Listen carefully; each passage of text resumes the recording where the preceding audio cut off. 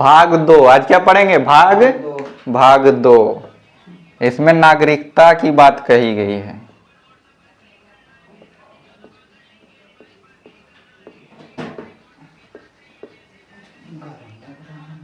नागरिकता, citizenship.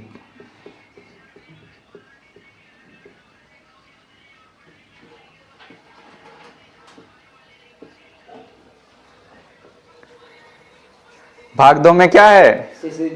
Citizenship, नागरिकता की बात कही गई है। तो नागरिकता पर सबसे पहले चर्चा अरस्तु ने की थी। अरस्तु ने कहा था नागरिकता एक प्रकार का विशेषाधिकार है। कौन चर्चा करते हैं? अरस्तु।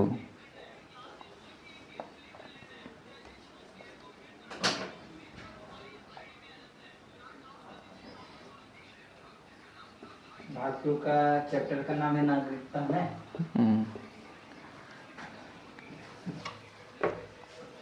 नागरिकता एक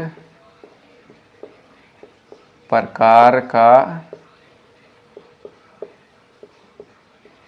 विशेषाधिकार है।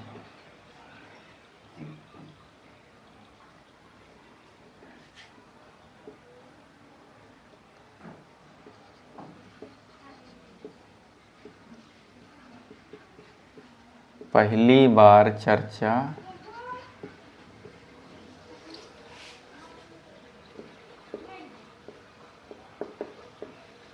अरस्तु ने की थी। अरस्तु ने की। नागरिकता में आर्टिकल है 5 से 11 तक, तो यहीं लिख लेना। आर्टिकल 5 से 11 तक हमको किस में पढ़ना है? आर्टिकल 5 से 11 तक हमें नागरिकता में पढ़ना है। तो नागरिकता एक प्रकार का विशेषाधिकार है। किसने कहा? अरस्तु ने। इस पर पहली बार चर्चा अरस्तु ने की थी। ऐसे भी बताएं कि पॉलिटी के जनक अरस्तु। नागरिकता संबंधी संशोधन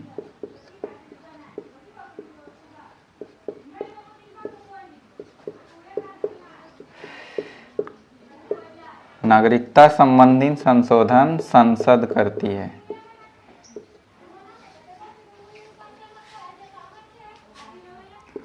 पहली बार 1986 में, दूसरी बार 1992 में और तीसरी बार 2003 में की थी।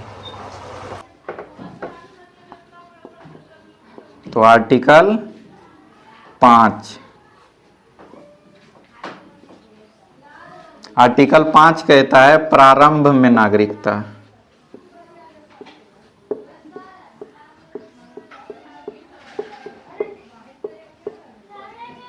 प्रारंभ में नागरिकता, तो प्रारंभ में नागरिकता किनको किनको दी जाएगी?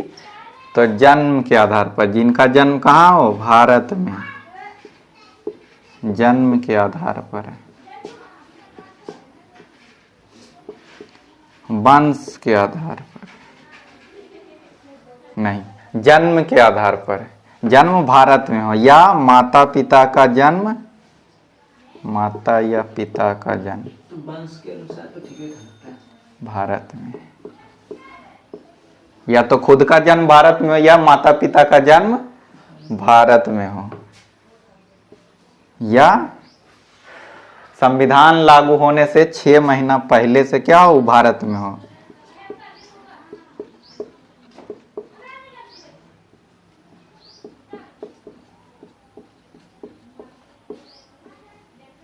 संविधान लागू से 6 माह पहले,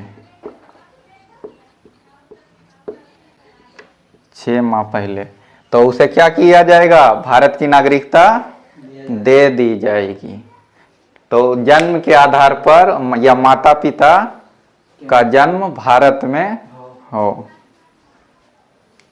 ऐसे कर देते हैं। माता पिता का जन्म भारत में या संविधान लागू होने से 6 महीना पहले से भारत में, तो उसे भारत की नागरिकता दे दी जाएगी। और संविधान लागू से पहले तो पहले लागू हुआ है। संविधान 26 जनवरी 1950 को लागू हुआ, उससे पहले की बात करता है। कौन कहता है? आर्टिकल 5 लिखो। ये तो उससे पहले लागू होना चाहिए ना। हाँ,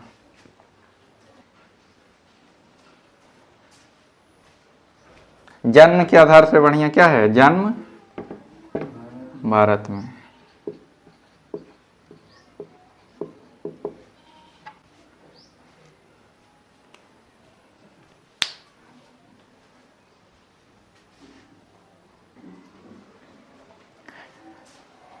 तो भाग दो में आर्टिकल 5 से 11 तक है, और भाग 2 नागरिकता, सिटीजनशिप की बात करता है, नागरिकता की बात करता है। नागरिकता एक प्रकार का विशेषाधिकार है, और इस पर पहली बार चर्चा अरस्तु ने की थी। यह बात अरस्तु ने कही थी कि नागरिकता एक प्रकार का क्या है? विशेषाधिकार है। नागरिकता संबंधित संशोधन संसद करती है। पहली बार संशोधन 1986 में, फिर 1992 में, फिर 2003 में। आर्टिकल 5 प्रारंभ में नागरिकता की बात करता है, जिसमें जन्म भारत में हुआ हो, या माता पिता का जन्म भारत में, या संविधान लागू होने से 6 महीना पहले से आप भारत में हो तो आपको नागरिकता प्राप्त होगी, दे दी जाएगी।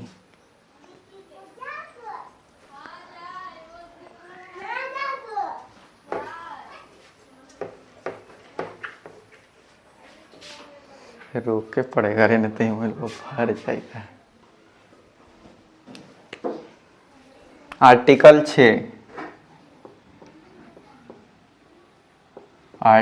6 इसमें कहा गया है परमिट रूल।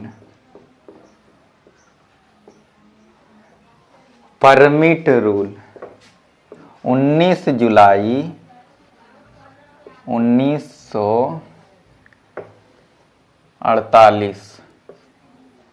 क्या कहा गया? परमिट रूल की बात कही गई। 19 जुलाई 1948 से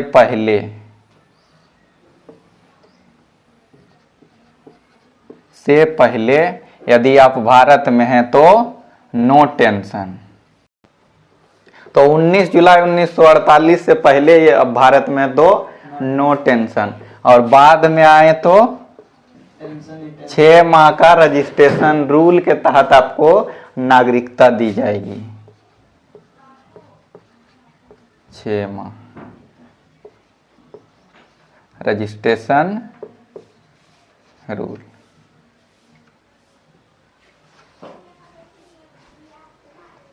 आर्टिकल 7 अब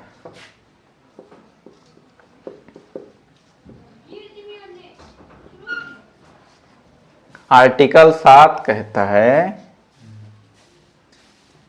कि आप इंडिया से पाकिस्तान गए, और पाकिस्तान से फिर भारत आना चाहते हैं। भारत से कहाँ चल गए? पाकिस्तान, और पाकिस्तान से भारत आना चाहते हैं। कब? 1 मार्च 1947 से पहले।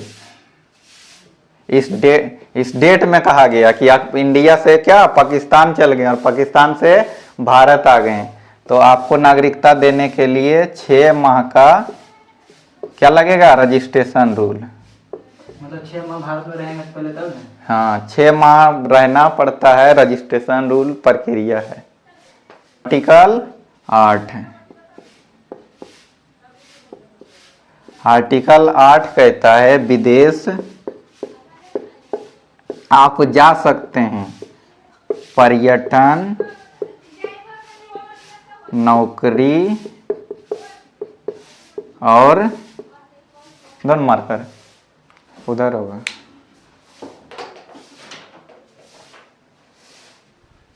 पर्यटन, नौकरी और शिक्षा के लिए आप विदेश जा सकते हैं। किसके तहत? आर्टिकल 8 के तहत। लेकिन साथ ही आर्टिकल 9 आता है। आर्टिकल 9 कहता है कि विदेशी नागरिकता लेने पर भारत की नागरिकता समाप्त कर दी जाएगी। विदेशी नागरिकता लेने पर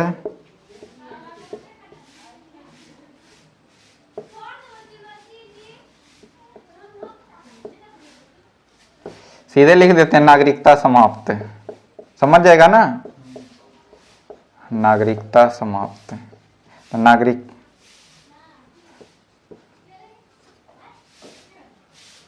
लिखने से बढ़िया है, लो नागरिकता समाप्त हो जाएगी। कौन कह रहा है? आर्टिकल 9। आर्टिकल 9 कह रहा है कि यदि आप, आर्टिकल 8 कहता है कि आप विदेश जा सकते हैं, किस किस काम के लिए? पर्यटन, नौकरी और शिक्षा के लिए, यही काम के लिए जाते हैं। लेकिन आर्टिकल 9 साथ ही हमें चेतावनी भी दे रहा है कि आप विदेश गए और अगर गलती से या सही से विदेशी नागरिकता आप ले लेते हैं तो आपकी नागरिकता भारत में क्या हो जाएगी? समाप्त हो जाएगी, खत्म हो जाएगी। देखो आर्टिकल 6 कह रहा है परमिट रूल। 19 जुलाई 1948 से पहले आप भारत में तो आपको नो टेंशन, और बाद में आए तो टेंशन लेना पड़ेगा। 6 माह का रजिस्ट्रेशन रूल के तहत आपको नागरिकता दी जाएगी। आर्टिकल 7 कह रहा है कि यदि आप भारत में और फिर पाकिस्तान चले गए और फिर से भारत आना चाह रहे हैं, और डेट कब है? 1 मार्च 1947। 1 मार्च 1947 को ये बात कही गई थी कि आप भारत से पाकिस्तान गए, पाकिस्तान से फिर से भारत आना चाहते हैं तो आपको क्या लगेगा? 6 माह का रजिस्ट्रेशन रूल के तहत नागरिकता दी जाएगी। आर्टिकल 8 कहता है कि आप विदेश जा सकते हैं, किस किस काम के लिए? पर्यटन, नौकरी और शिक्षा के लिए। पर्यटन मतलब घूमना, हाँ, घूमने के लिए, आप घूमने के लिए विदेश जा सकते हैं, आप विदेश में नौकरी कर सकते हैं, आप शिक्षा के लिए विदेश जा सकते हैं, आप विदेश में शिक्षा ले सकते हैं, आपका नागरिकता समाप्त नहीं होगा। कौन कह रहा है? आर्टिकल 8। लेकिन साथ ही तुरंत आता है आर्टिकल 9 और कहता है कि जैसे ही आप विदेशी नागरिकता ग्रहण करेंगे आपकी नागरिकता क्या कर दी जाएगी? भारत में समाप्त हो जाएगी।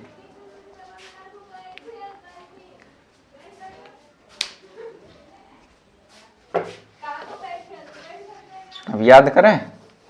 2 भाग 2 में क्या है? नागरिकता आर्टिकल कितना से कितना तक? 5 से 11। ठीक है। नागरिकता पर पहली बार चर्चा किसने की थी? ठीक है। आर्टिकल 5। आर्टिकल 5 में क्या है?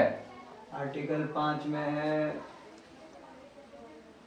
आर्टिकल 5 कहता है प्रारंभ में नागरिकता, यदि आपका जन्म भारत में हुआ हो या माता पिता का जन्म भारत में हुआ या संविधान लागू होने से 6 महीना पहले से आप भारत में हैं तो आपको नागरिकता दी जाएगी। आर्टिकल 6। आर्टिकल 6 क्या कहता है? आर्टिकल 6 कहता है अगर आप, हाँ, अगर आप विदेश, आप परमिट रूल है इसमें। हाँ, आर्टिकल 6 में क्या है? आर्टिकल 6 में परमिट रूल है। यह कहता है 19 जुलाई 1948 से पहले आप भारत में हैं तो आपको टेंशन लेना नहीं, और बाद में आए तो आपको नागरिकता कैसे मिलेगी?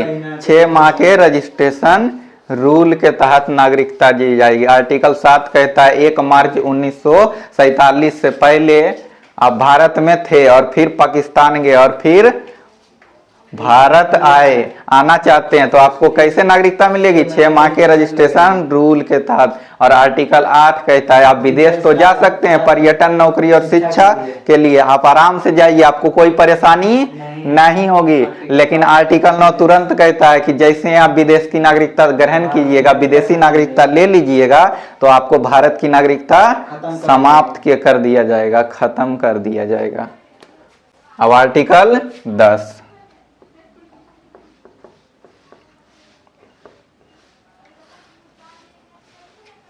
आर्टिकल 10 नागरिकता को बनाए रखने की बात करता है, नागरिकता का बना रहना।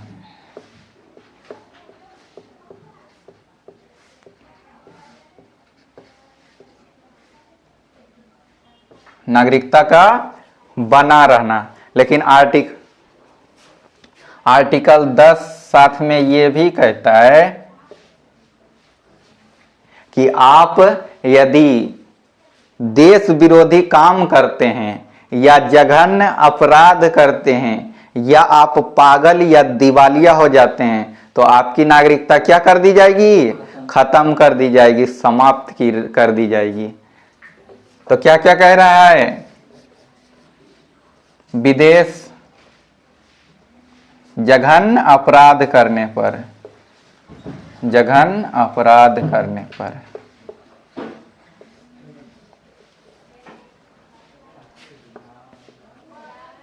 देश विरोधी हेलो देश विरोधी काम करने पर।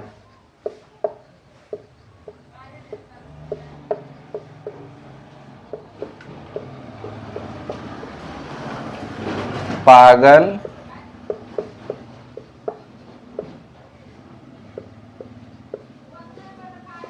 या दिवालिया।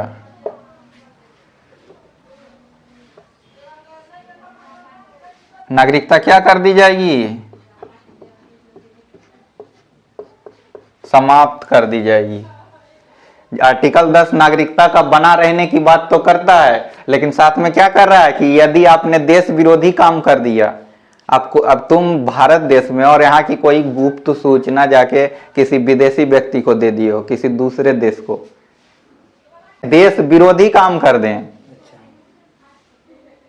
तो देश के विरुद्ध काम कर देंगे तो हमारी नागरिकता क्या कर दी जाएगी? समाप्त कर दी जाएगी। और यह आर्टिकल 10 के तहत होता है, इस पे संसद काम करती है, समझा? या जघन्य अपराध करने, ऐसा अपराध कर दें कि क्षमा योग्य नहीं हो, एकदम जघन्य अपराध कहते हैं जिसको, तो इसमें भी नागरिकता समाप्त करने का प्रावधान दिया गया है। और किस पे? कोई इंसान क्या हो? पागल हो या तो उसकी नागरिकता भी समाप्त की जा सकती है। अभी तक ऐसा किया कभी नहीं गया, लेकिन प्रावधान दिया गया है। आर्टिकल 11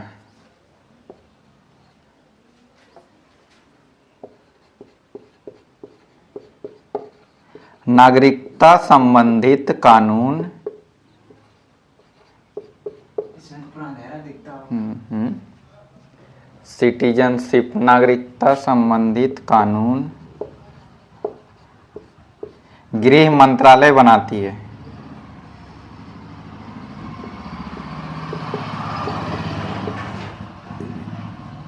गृह मंत्रालय। और नागरिकता संबंधित संशोधन संसद।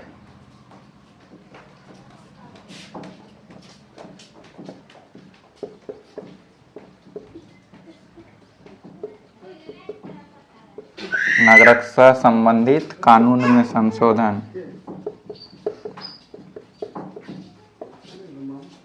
संसद। कब कब किया गया? 1986, 1992 और 2003, 2005 और 2019 में किया गया। तो लिखो, नागरिकता संबंधित कानून गृह मंत्रालय और नागरिकता संबंधित कानून में संशोधन संसद करती है। 1986 में की थी, 1992 में की, 2003 में की, 2005 में की और 2009 में की। 19 में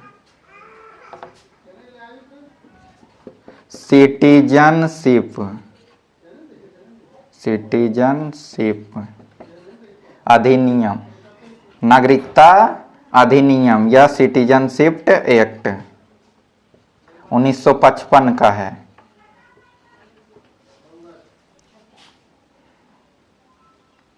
इसको क्या लिखेंगे? नागरिकता अधिनियम। नागरिकता अधिनियम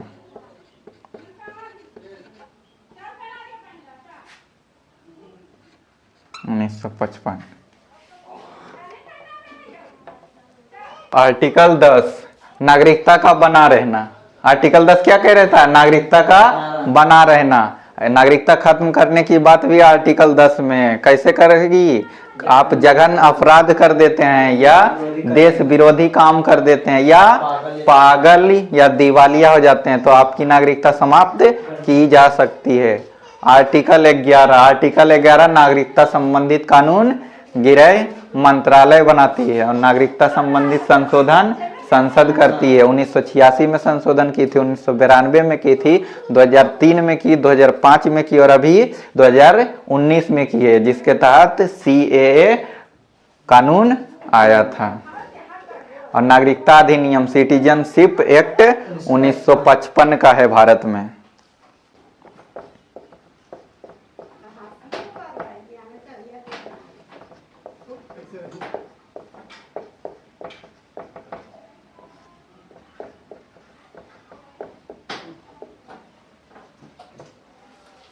नागरिकता अधिनियम 1955 में भारत में नागरिकता लेने के लिए 5 प्रकार के प्रावधान दिए गए हैं। तो कितने प्रकार के प्रावधान हैं? नागरिकता प्राप्त करने के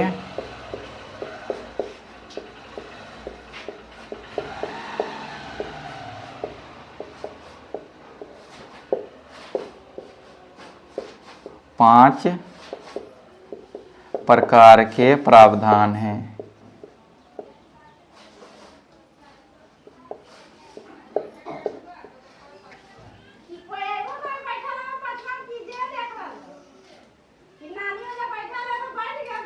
पहला प्रावधान कहता है जन्म के आधार पर नागरिकता।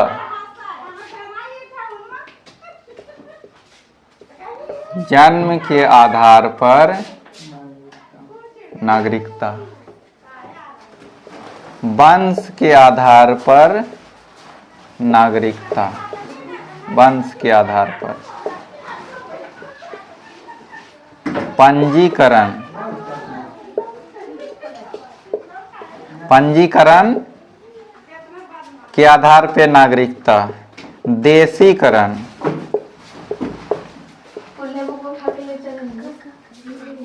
हल्ला नहीं करो। देशीकरण के आधार पे नागरिकता। और 5वां कहता है अर्जित भूमि। अर्जित भूमि के आधार पे नागरिकता। इसमें कल पढ़ेंगे जन्म के आधार पे नागरिकता, वंश के आधार पे नागरिकता, पंजीकरण के आधार पर नागरिकता कैसे दी जाती है और देशीकरण के आधार पर नागरिकता कैसे दी जाती है। इसमें एक व्यक्ति को दिया गया था, पाकिस्तान के थे, अदना अंसारी नाम के गायक थे। उन्हें देशीकरण के आधार पर नागरिकता दी गई थी। अर्जित भूमि, सिक्किम पढ़े हो ना, सिक्किम को क्या मिला है भारत में, तो वहां के लोगों को भारत की नागरिकता देंगे ना।